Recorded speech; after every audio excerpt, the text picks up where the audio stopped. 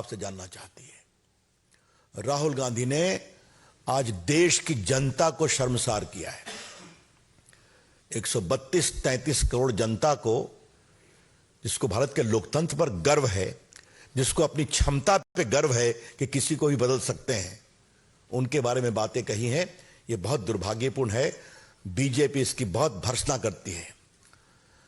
The BJP would like to repeat, ask the Congress National President Mr. Kharge, if you feel that you are an elected president of the Congress, do you support this irresponsible and shameful comment of Rahul Gandhi that America and Europe must intervene in India to restore democracy?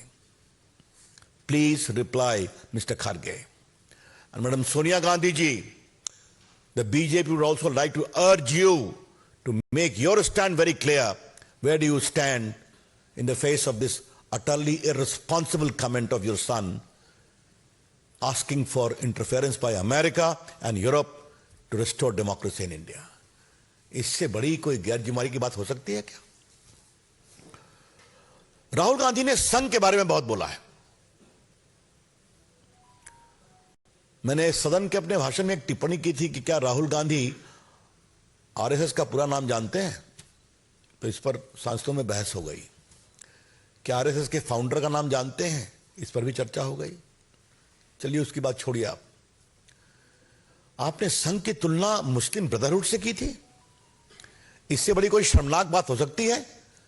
Condemnable, भर्त्सना योग्य। राष्ट्रीय स्वयंसेवक संघ एक राष्ट्रवादी संगठन है।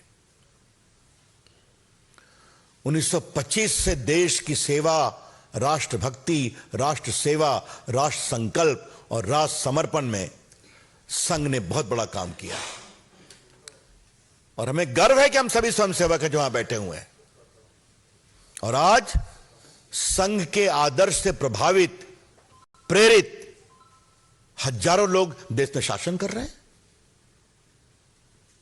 लेकिन राहुल गांधी जी, ये बात मैंने हल्के से सदन में कही थी, आज यहां थोड़ा प्रखरता से कहना चाहूंगा।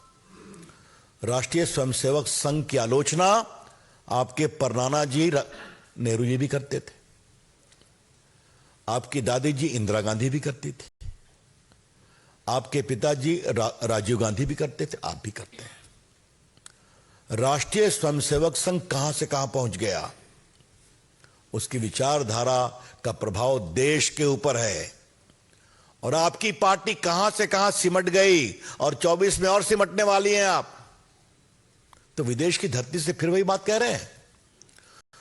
हमारा स्पष्ट आरोप है कि राजीव गांधी माओवादी और अराजक विचारधारा और तत्वों के प्रभाव में है। राहुल गांधी, क्षमा करेंगे, it is our clear conviction that Mr. Rahul Gandhi is completely in the grip of Maoist thought process through his minions and also anarchist element who completely dominate his thought process. Otherwise, इस तरह की बात कोई कह सकता है? राहुल गांधी, आपने कभी संघ का काम देखा है जो उन्होंने कोरोना में किया सेवा भाव से? कभी आपने उनका काम देखा है जो उन्होंने शिक्षा क्षेत्र में काम किया है, जिन्होंने आदिवासी वनवासी मित्रों के लिए जो काम किया है देश भर में, नॉर्थ ईस्ट में? कभी आपने उनके सामाजिक समरसता के काम को देखा है? क्या बात करते हैं आप?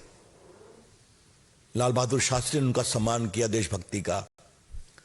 स्वयं 62 के बाद नेहरू जी को भी 26 जनवरी के परेड में उनको बुलाना पड़ा।